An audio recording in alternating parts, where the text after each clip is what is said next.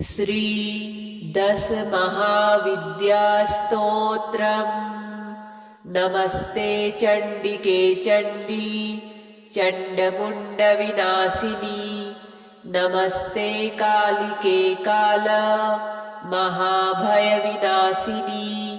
शिवे रक्ष जगद्धात्री प्रसीद हरिवल्लभे। प्रणमामि जगद्धात्रीं जगत्पालनकारिणीं जगच्छोभकरीं विद्यां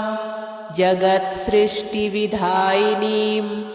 करालां विकटां घोरां मुण्डमालाविभूषितां हरार्चितां हराराध्यां नमामि हरवल्लभां। गौरीं गुरुप्रियां गौर वर्णालङ्कारभूषितां हरिप्रियां महामायां नमामि ब्रह्मपूजितां। सिद्धां सिद्धेश्वरीं सिद्ध विद्याधरगणैर्युतां मन्त्रसिद्धिप्रदां योनि सिद्धिदां लिङ्गशोभितां। प्रणमामि महामायां दुर्गा दुर्गतिनाशिनीम्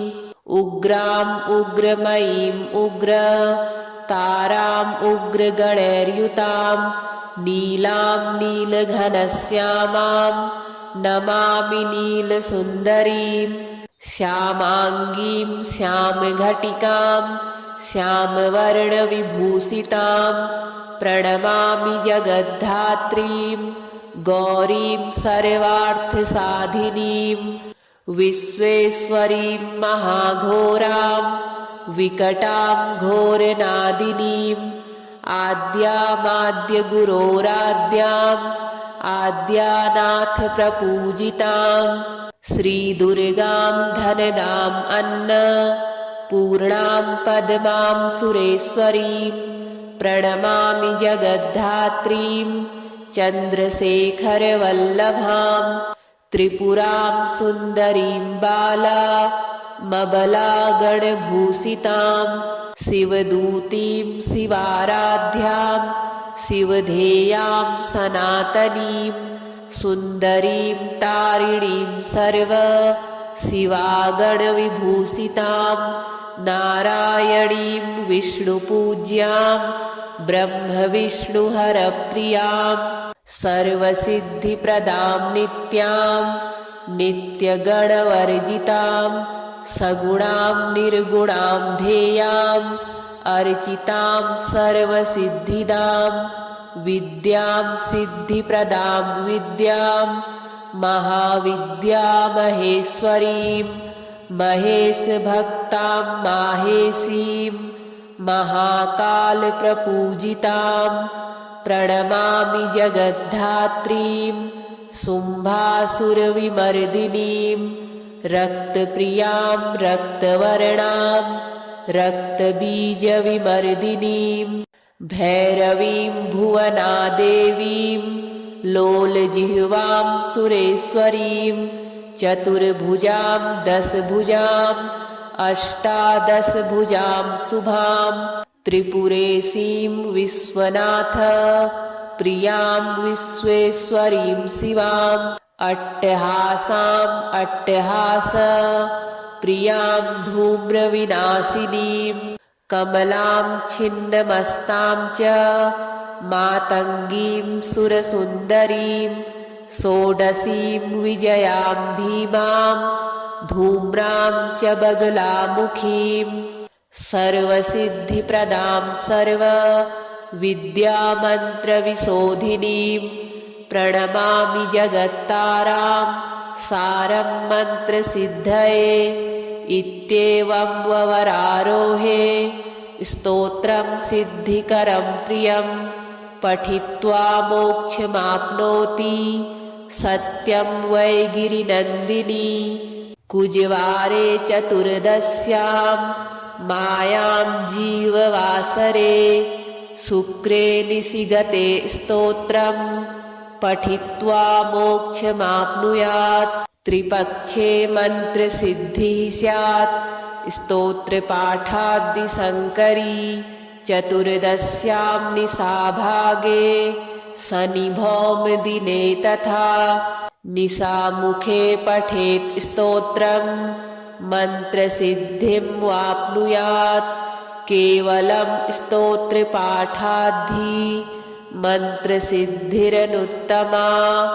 जागर्ति सततं चण्डी स्तोत्रपाठाद् भुजङ्गिनी नमस्ते चण्डिके चण्डी चण्डमुण्डविनाशिनी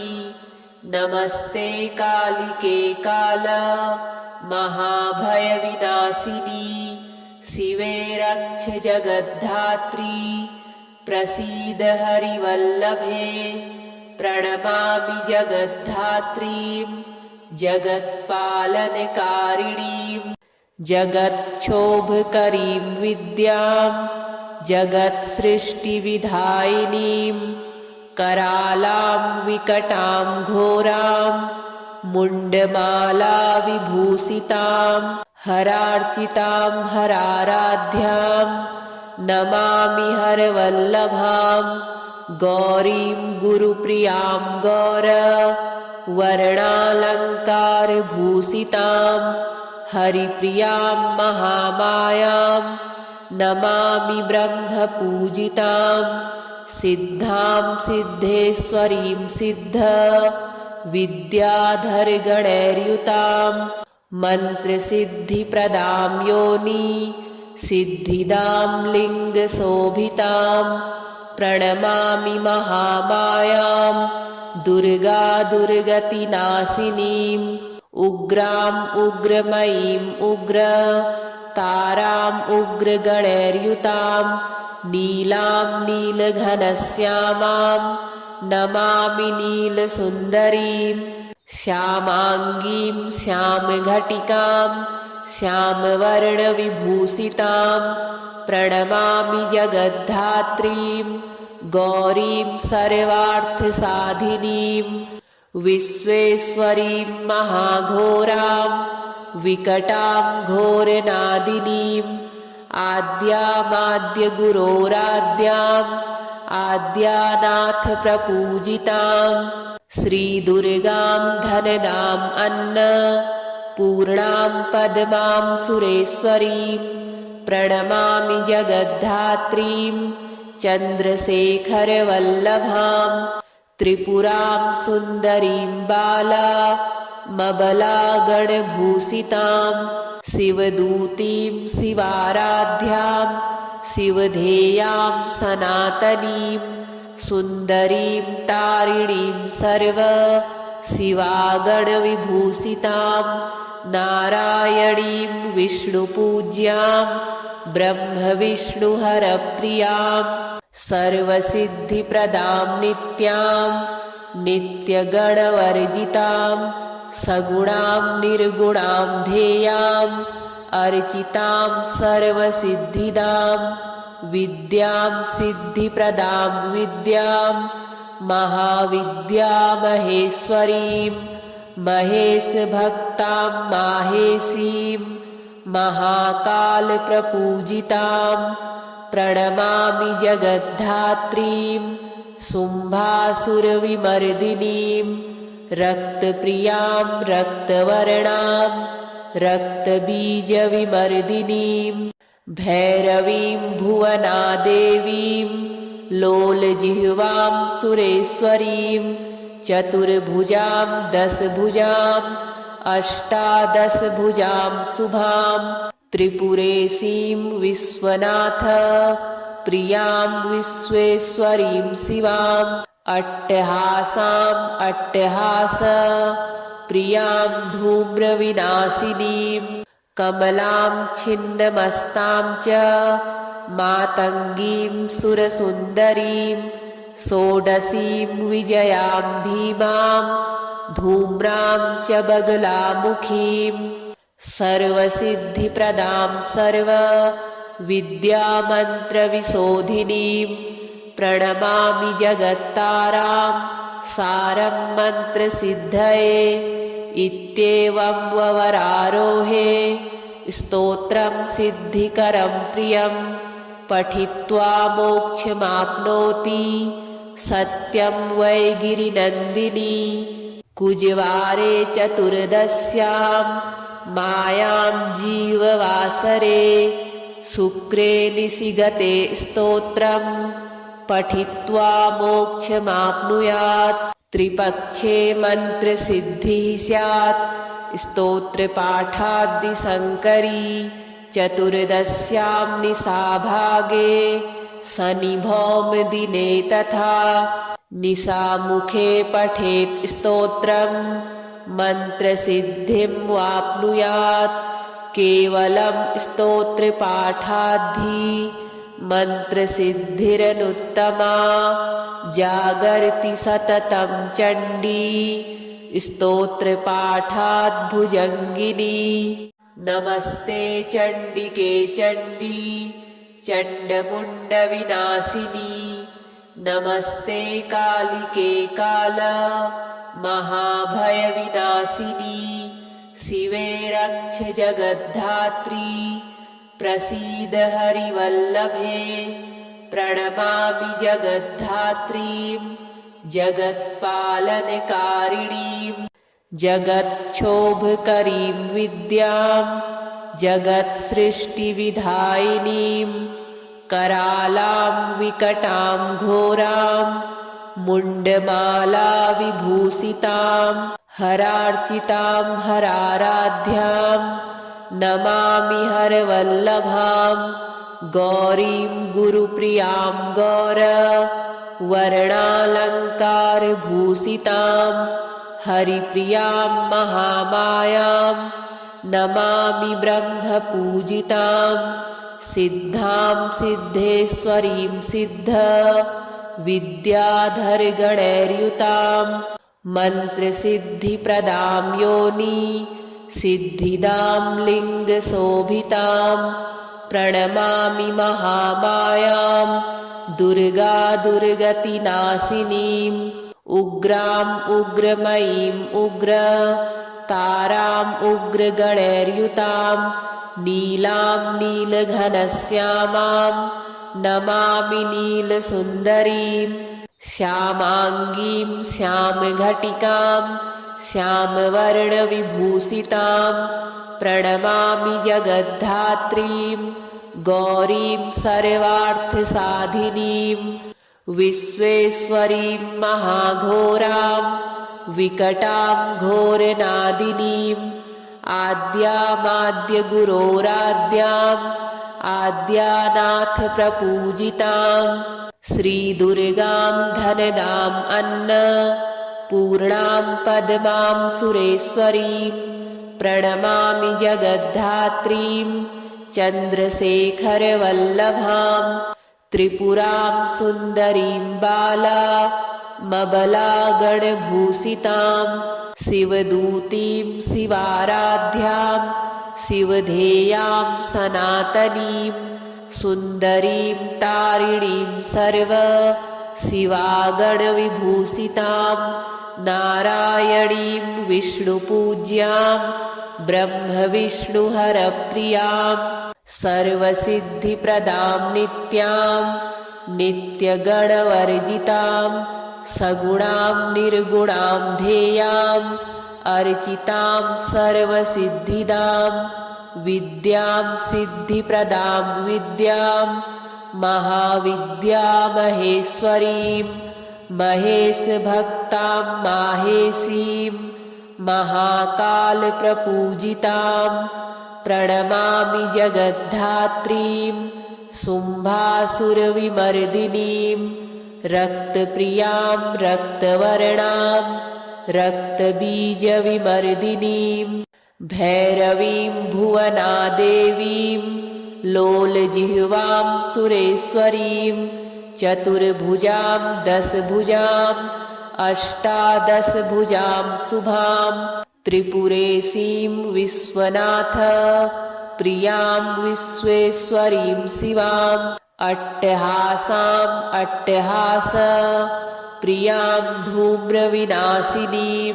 कमलां छिन्नमस्तां च मातङ्गीं सुरसुन्दरीं षोडशीं विजयां भीमां धूम्रां च बगलामुखीं सर्वसिद्धिप्रदां सर्वविद्यामन्त्रविशोधिनीं प्रणमामि जगत्तारां सारं मन्त्रसिद्धये इत्येवं ववरारोहे स्तोत्रं सिद्धिकरं प्रियं पठित्वा मोक्षमाप्नोति सत्यं वै गिरिनन्दिनी कुजवारे चतुर्दश्यां मायां जीववासरे शुक्रे निशिगते स्तोत्रं पठित्वा मोक्षमाप्नुयात् त्रिपक्षे मन्त्रसिद्धिः स्यात् स्तोत्रपाठाद्दिशङ्करी चतुर्दश्यां निशाभागे शनिभौमदिने तथा निशामुखे पठेत् स्तोत्रं मन्त्रसिद्धिं वाप्नुयात् केवलं स्तोत्रपाठाद्धि मन्त्रसिद्धिरनुत्तमा जागर्ति सततं चण्डी स्तोत्रपाठाद्भुजङ्गिनी नमस्ते चण्डिके चण्डी चण्डमुण्डविनाशिनी नमस्ते कालिके काल महाभयविनाशिनी शिवे रक्ष जगद्धात्री प्रसीद हरिवल्लभे प्रणमामि जगद्धात्रीं जगत्पालनकारिणीं जगत्क्षोभकरीं विद्यां जगत्सृष्टिविधायिनीं करालां विकटां घोरां मुण्डमाला विभूषितां हरार्चितां हराराध्यां नमामि हरवल्लभां गौरीं गुरुप्रियां गौर वर्णालङ्कारभूषितां हरिप्रियां महामायां नमामि ब्रह्मपूजितां सिद्धां सिद्धेश्वरीं सिद्ध विद्याधरगणैर्युतां मन्त्रसिद्धिप्रदां योनि सिद्धिदां लिङ्गशोभितां प्रणमामि महामायां दुर्गा दुर्गतिनाशिनीम् उग्राम् उग्रमयीम् उग्र ताराम् उग्रगणैर्युतां नीलां नीलघनश्यामां नमामि नीलसुन्दरीं श्यामाङ्गीं श्यामघटिकां श्यामवर्णविभूषितां प्रणमामि जगद्धात्रीं गौरीं सर्वार्थसाधिनीं विश्वेश्वरीं महाघोरां विकटां घोरनादिनीम् आद्यामाद्यगुरोराद्याम् आद्यानाथप्रपूजितां श्रीदुर्गां धनदाम् अन्नपूर्णां पद्मां सुरेश्वरीं प्रणमामि जगद्धात्रीं चन्द्रशेखरवल्लभां त्रिपुरां सुन्दरीं बालामबलागणभूषितां शिवदूतीं शिवाराध्यां शिवधेयां सनातनीं सुन्दरीं तारिणीं सर्व शिवागणविभूषितां नारायणीं विष्णुपूज्यां ब्रह्मविष्णुहरप्रियां सर्वसिद्धिप्रदां नित्यां नित्यगणवर्जितां सगुणां निर्गुणां ध्येयां अर्चितां सर्वसिद्धिदां विद्यां सिद्धिप्रदां विद्यां महाविद्यामहेश्वरीं महेशभक्तां माहेशीं महाकालप्रपूजितां प्रणमामि जगद्धात्रीं शुम्भासुरविमर्दिनीं रक्तप्रियां रक्तवर्णां रक्तबीजविमर्दिनीं भैरवीं भुवनादेवीं लोलजिह्वां सुरेश्वरीं चतुर्भुजां दशभुजाम् अष्टादशभुजां शुभां त्रिपुरेशीं विश्वनाथ प्रियां विश्वेश्वरीं शिवाम् अट्टहासाम् अट्टहास प्रियां धूम्रविनाशिनीं कमलां छिन्नमस्तां च मातङ्गीं सुरसुन्दरीं षोडशीं विजयां भीमां धूम्रां च बगलामुखीं सर्वसिद्धिप्रदां सर्वविद्यामन्त्रविशोधिनीं प्रणमामि जगत्तारां सारं मन्त्रसिद्धये इत्येवं ववरारोहे स्तोत्रं सिद्धिकरं प्रियं पठित्वा मोक्षमाप्नोति सत्यं वै गिरिनन्दिनी कुजवारे चतुर्दश्यां मायां जीववासरे शुक्रे निशिगते स्तोत्रं पठित्वा मोक्षमाप्नुयात् त्रिपक्षे मन्त्रसिद्धिः स्यात् स्तोत्रपाठाद्दिशङ्करी चतुर्दश्यां निशाभागे शनिभौमदिने तथा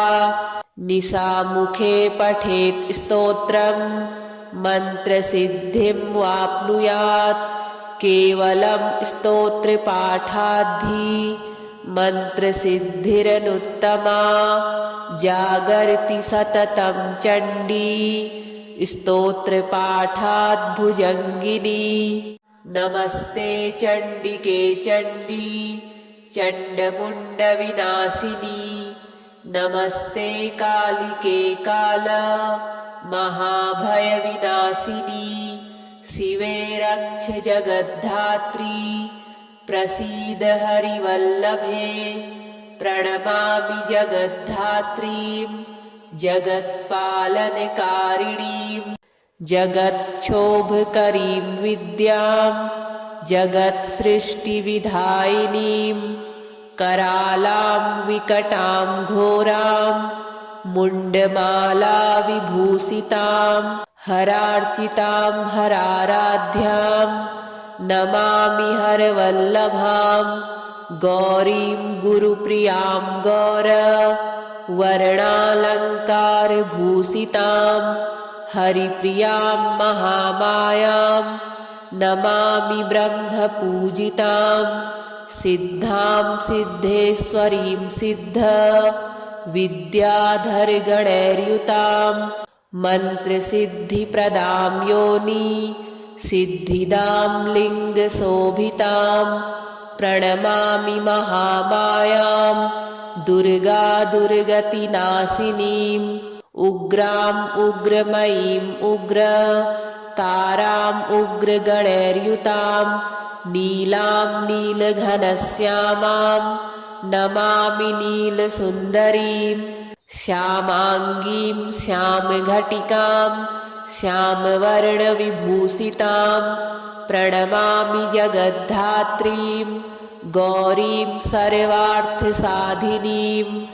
विश्वेश्वरीं महाघोरां विकटां घोरनादिनीम् आद्यामाद्यगुरोराद्याम् आद्यानाथ प्रपूजितां श्रीदुर्गां धनदाम् अन्नपूर्णां पद्मां सुरेश्वरीं प्रणमामि जगद्धात्रीं चन्द्रशेखरवल्लभां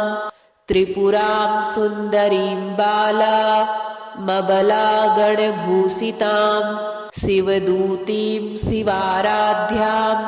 शिवधेयां सनातनीं सुन्दरीं तारिणीं सर्व शिवागणविभूषितां नारायणीं विष्णुपूज्यां ब्रह्मविष्णुहरप्रियां सर्वसिद्धिप्रदां नित्यां नित्यगणवर्जितां सगुणां निर्गुणां ध्येयां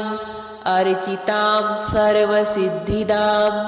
विद्यां सिद्धिप्रदां विद्यां महाविद्यामहेश्वरीं महेशभक्तां माहेशीं महाकालप्रपूजितां प्रणमामि जगद्धात्रीं शुम्भासुरविमर्दिनीं रक्तप्रियां रक्तवर्णां रक्तबीजविमर्दिनीं भैरवीं भुवनादेवीं लोलजिह्वां सुरेश्वरीं चतुर्भुजां दशभुजां अष्टादशभुजां शुभां त्रिपुरेशीं विश्वनाथ प्रियां विश्वेश्वरीं शिवाम् अट्टहासाम् अट्टहास प्रियां धूम्रविनाशिनीं कमलां छिन्नमस्तां च मातङ्गीं सुरसुन्दरीं षोडशीं विजयां भीमां धूम्रां च बगलामुखीं सर्वसिद्धिप्रदां सर्वविद्यामन्त्रविशोधिनीं प्रणमामि जगत्तारां सारं मन्त्रसिद्धये इत्येवं ववरारोहे स्तोत्रं सिद्धिकरं प्रियं पठित्वा मोक्षमाप्नोति सत्यं वै गिरिनन्दिनी कुजवारे चतुर्दश्यां मायां जीववासरे शुक्रे निशिगते स्तोत्रं पठित्वा मोक्षमाप्नुयात् त्रिपक्षे मन्त्रसिद्धिः स्यात् स्तोत्रपाठाद्दिशङ्करी चतुर्दश्यां निशाभागे शनिभौमदिने तथा निशामुखे पठेत् स्तोत्रं मन्त्रसिद्धिं वाप्नुयात् केवलं स्तोत्रपाठाद्धि मन्त्रसिद्धिरनुत्तमा जागर्ति सततं चण्डी स्तोत्रपाठाद्भुजङ्गिनी नमस्ते चण्डिके चण्डी चण्डमुण्डविनाशिनी नमस्ते कालिके काल महाभयविनाशिनी शिवे रक्ष जगद्धात्री प्रसीद हरिवल्लभे प्रणमामि जगद्धात्रीं जगत्पालनकारिणीं जगच्छोभकरीं विद्यां जगत्सृष्टिविधायिनीं करालां विकटां घोरां मुण्डमालाविभूषितां हरार्चितां हराराध्यां नमामि हरवल्लभां गौरीं गुरुप्रियां गौर वर्णालङ्कारभूषितां हरिप्रियां महामायां नमामि ब्रह्मपूजितां सिद्धां सिद्धेश्वरीं सिद्ध विद्याधरगणैर्युतां मन्त्रसिद्धिप्रदां योनि सिद्धिदां लिङ्गशोभितां प्रणमामि महामायां दुर्गा दुर्गतिनाशिनीं उग्राम् उग्रमयीम् उग्र ताराम् उग्रगणैर्युतां नीलां नीलघनश्यामां नमामि नीलसुन्दरीं श्यामाङ्गीं श्यामघटिकां श्यामवर्णविभूषितां प्रणमामि जगद्धात्रीं गौरीं सर्वार्थसाधिनीं विश्वेश्वरीं महाघोरां विकटां घोरनादिनीम् आद्यामाद्यगुरोराद्याम् आद्यानाथप्रपूजितां श्रीदुर्गां धनदाम् अन्नपूर्णां पद्मां सुरेश्वरीं प्रणमामि जगद्धात्रीं चन्द्रशेखरवल्लभां त्रिपुरां सुन्दरीं बालामबलागणभूषितां शिवदूतीं शिवाराध्यां शिवधेयां सनातनीं सुन्दरीं तारिणीं सर्व शिवागणविभूषितां नारायणीं विष्णुपूज्यां ब्रह्मविष्णुहरप्रियां सर्वसिद्धिप्रदां नित्यां नित्यगणवर्जितां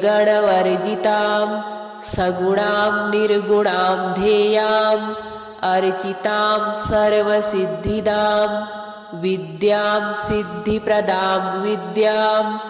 महाविद्यामहेश्वरीं महेशभक्तां माहेशीं महाकालप्रपूजितां प्रणमामि जगद्धात्रीं शुम्भासुरविमर्दिनीं रक्तप्रियां रक्तवर्णां रक्तबीजविमर्दिनीं भैरवीं भुवनादेवीं लोलजिह्वां सुरेश्वरीं चतुर्भुजां दशभुजां अष्टादशभुजां शुभां त्रिपुरेशीं विश्वनाथ प्रियां विश्वेश्वरीं शिवाम् अट्टहासाम् अट्टहास प्रियां धूम्रविनाशिनीं कमलां छिन्नमस्तां च मातङ्गीं सुरसुन्दरीं षोडशीं विजयां भीमां धूम्रां च बगलामुखीं सर्वसिद्धिप्रदां सर्वविद्यामन्त्रविशोधिनीं प्रणमामि जगत्तारां सारं मन्त्रसिद्धये इत्येवं ववरारोहे स्तोत्रं सिद्धिकरं प्रियं पठित्वा मोक्षमाप्नोति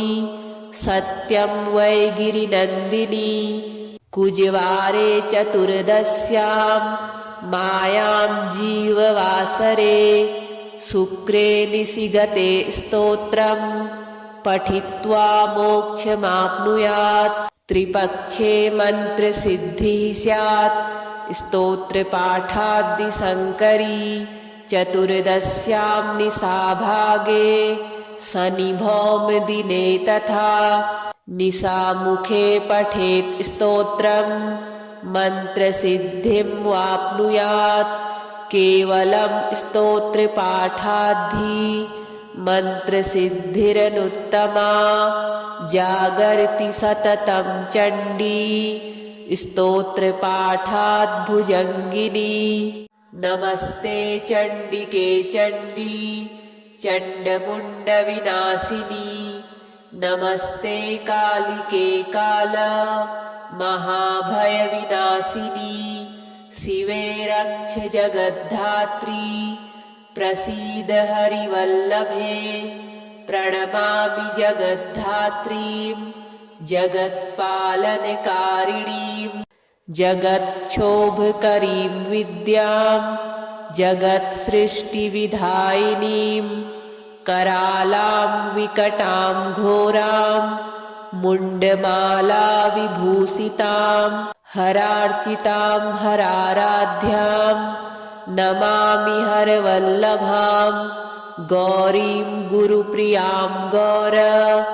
वर्णालङ्कारभूषितां हरिप्रियां महामायां नमामि ब्रह्मपूजितां सिद्धां सिद्धेश्वरीं सिद्ध विद्याधरगणैर्युतां मन्त्रसिद्धिप्रदां योनि सिद्धिदां लिङ्गशोभितां प्रणमामि महामायां दुर्गा दुर्गतिनाशिनीम् उग्राम् उग्रमयीम् उग्र ताराम् उग्रगणैर्युतां नीलां नीलघनश्यामां नमामि नीलसुन्दरीं श्यामाङ्गीं श्यामघटिकां श्यामवर्णविभूषितां प्रणमामि जगद्धात्रीं गौरीं सर्वार्थसाधिनीं विश्वेश्वरीं महाघोरां विकटां घोरनादिनीम् आद्यामाद्यगुरोराद्याम् आद्यानाथप्रपूजितां श्रीदुर्गां धनदां अन्नपूर्णां पद्मां सुरेश्वरीं प्रणमामि जगद्धात्रीं चन्द्रशेखरवल्लभां त्रिपुरां सुन्दरीं बालामबलागणभूषितां शिवदूतीं शिवाराध्यां शिवधेयां सनातनीं सुन्दरीं तारिणीं सर्व शिवागणविभूषितां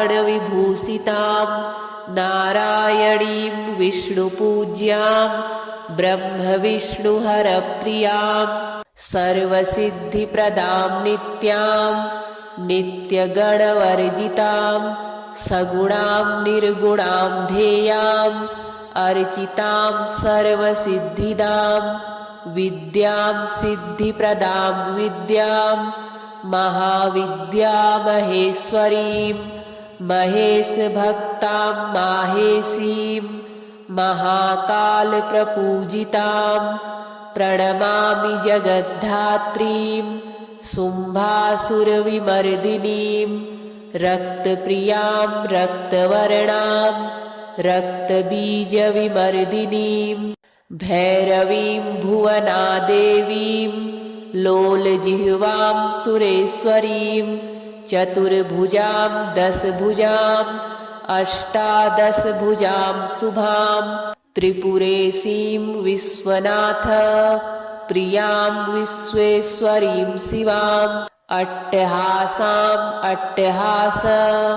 प्रियां धूम्रविनाशिनीं कमलां छिन्नमस्तां च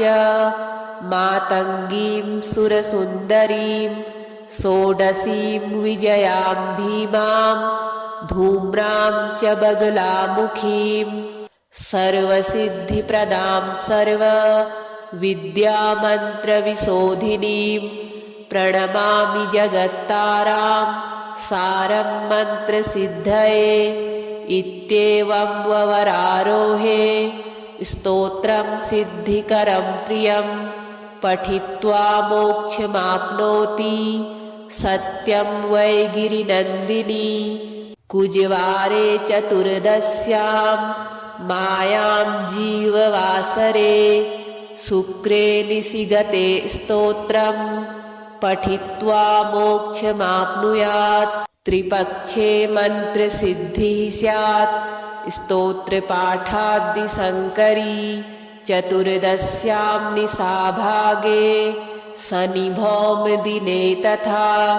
निशामुखे पठेत् स्तोत्रं मन्त्रसिद्धिं वाप्नुयात् केवलं स्तोत्रपाठाद्धि मन्त्रसिद्धिरनुत्तमा जागर्ति सततं चण्डी स्तोत्रपाठाद् भुजङ्गिनी नमस्ते चण्डिके चण्डी चण्डमुण्डविनाशिनी नमस्ते कालिके काल महाभयविनाशिनी शिवे रक्ष जगद्धात्री प्रसीद हरिवल्लभे प्रणमामि जगद्धात्रीं जगत्पालनकारिणीं जगत्क्षोभकरीं विद्यां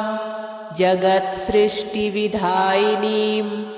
करालां विकटां घोरां मुण्डमालाविभूषितां हरार्चितां हराराध्यां नमामि हरवल्लभां गौरीं गुरुप्रियां गौर वर्णालङ्कारभूषितां हरिप्रियां महामायां नमामि ब्रह्मपूजितां सिद्धां सिद्धेश्वरीं सिद्ध विद्याधरगणैर्युतां मन्त्रसिद्धिप्रदां योनि सिद्धिदां लिङ्गशोभितां प्रणमामि महामायां दुर्गा दुर्गतिनाशिनीम् उग्रां उग्रमयीं उग्र तारां उग्रगणैर्युतां नीलां नीलघनश्यामां नमामि नीलसुन्दरीं श्यामाङ्गीं श्यामघटिकां श्यामवर्णविभूषितां प्रणमामि जगद्धात्रीं गौरीं सर्वार्थसाधिनीं विश्वेश्वरीं महाघोरां विकटां घोरनादिनीम्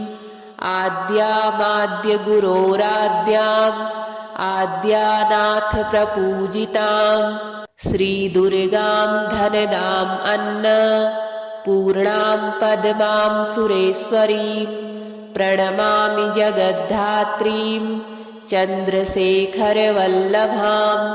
त्रिपुरां सुन्दरीं बालामबलागणभूषितां शिवदूतीं शिवाराध्यां शिवधेयां सनातनीं सुन्दरीं तारिणीं सर्व शिवागणविभूषितां नारायणीं विष्णुपूज्यां ब्रह्मविष्णुहरप्रियां सर्वसिद्धिप्रदां नित्यां नित्यगणवर्जितां सगुणां निर्गुणां ध्येयाम् अर्चितां सर्वसिद्धिदां विद्यां सिद्धिप्रदां विद्यां महाविद्यामहेश्वरीं महेशभक्तां माहेशीं महाकालप्रपूजितां प्रणमामि जगद्धात्रीं शुम्भासुरविमर्दिनीं रक्तप्रियां रक्तवर्णां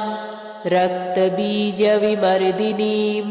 भैरवीं भुवनादेवीं लोलजिह्वां सुरेश्वरीं चतुर्भुजां दशभुजां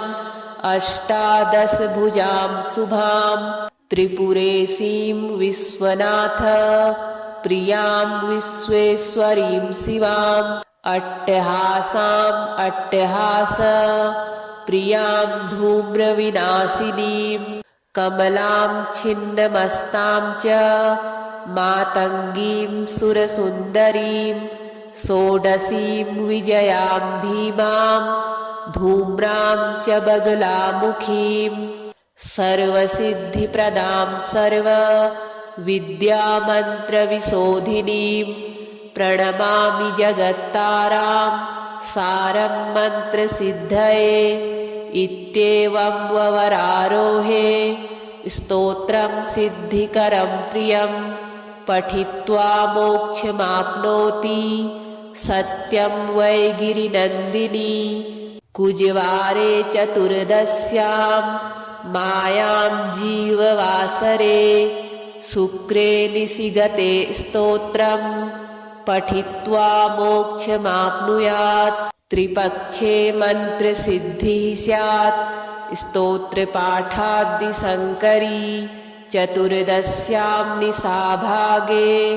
शनिभौमदिने तथा